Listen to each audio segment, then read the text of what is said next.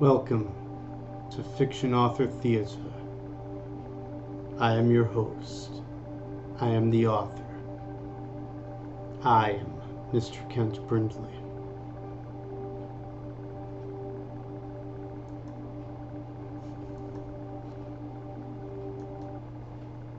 Fiction Author Theatre is going to be a new concept. I'm going to try to do this each Sunday night for a while.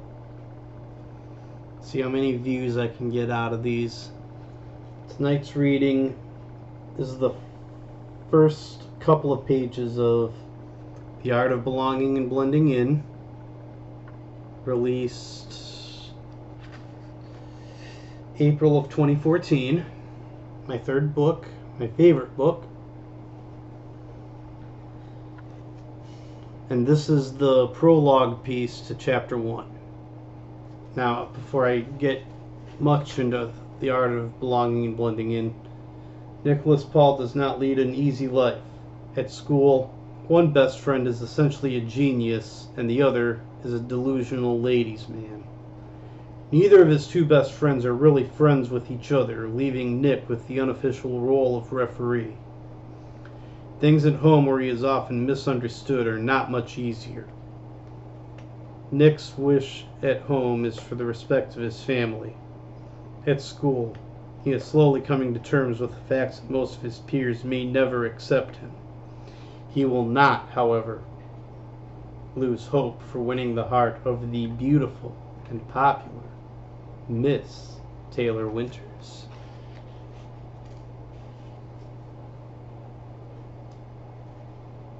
I'm going to read just a couple of pages, maybe a page and a half of The Art of Belonging and Blending In. Here we go.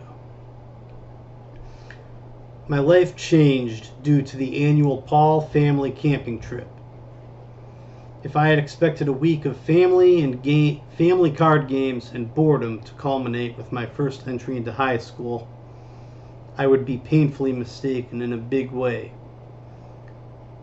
They have bike trails, Kira informed me as soon as we arrived on site.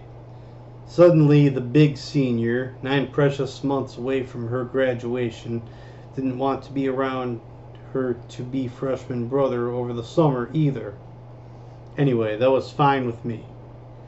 Nicholas Paul, the runt of the Paul litter, had dreams of his life.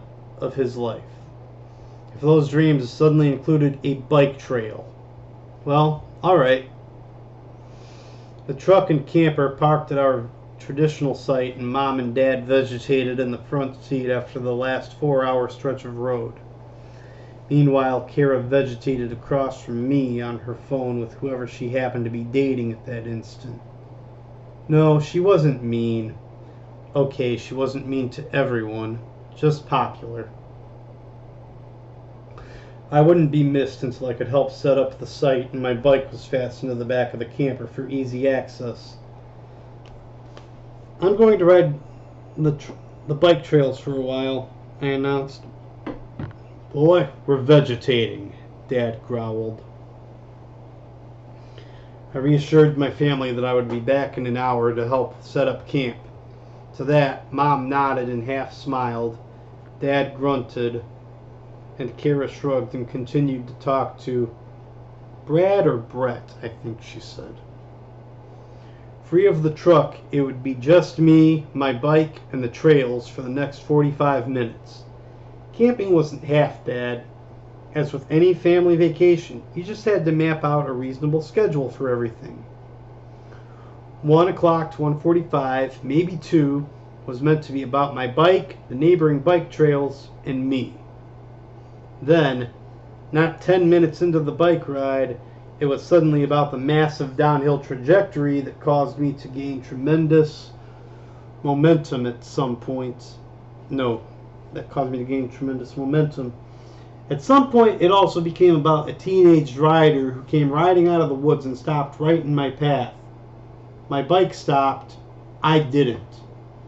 My bike riding experience, the first 15 minutes of my family camping trip experience, culminated with a broken arm and the affectionate name of One Wing.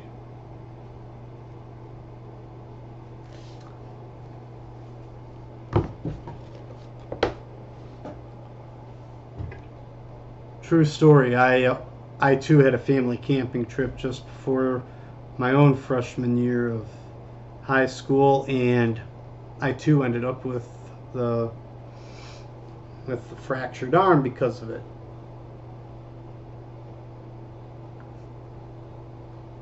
Because of a bike ride. Yeah. Not a pleasant way to enter high school, and not a pleasant first impression to make.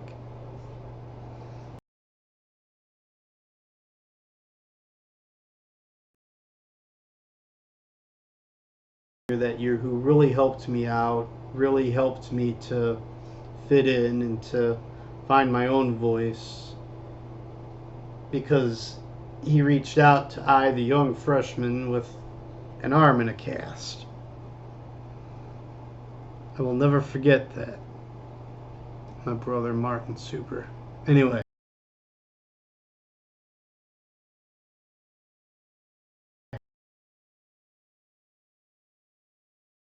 Inaugural Fiction Author Theater.